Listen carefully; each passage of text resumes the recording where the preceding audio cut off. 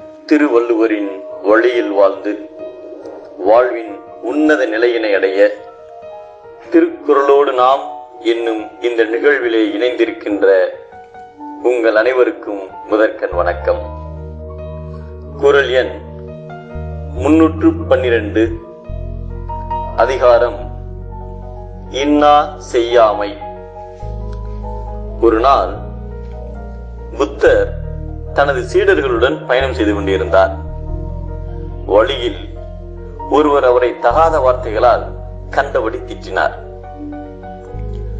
புத்தரோ அவரை பார்த்து ஒன்றும் பதில் பேசாமல் மௌனமாக நடந்தார்.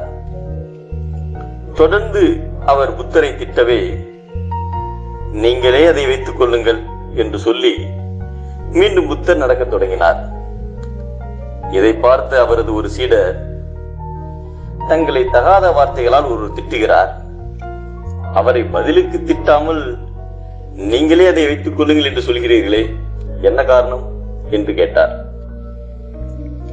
அதற்கு புத்தர், நேற்று மாலை நாம் ஒரு கிராமத்திற்கு சென்றிருந்தோம். அப்பொழுது நிறைய பேர் உணவுகளையும் பழங்களையும் கொண்டு வந்து கொடுத்தார்கள்.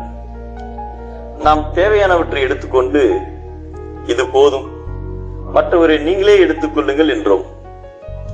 அவர்கள் எல்லாம் அதை எடுத்துச் சென்று விட்டார்கள். இப்பொழுது அவர்கள் எடுத்துச் சென்ற பழங்கள் எல்லாம் யாருக்கு சொந்தம் என்றார். அதை யார் கொண்டு வந்தார்களோ அவர்களுக்கே சொந்தம் என்றார் அவருடைய சீடர்.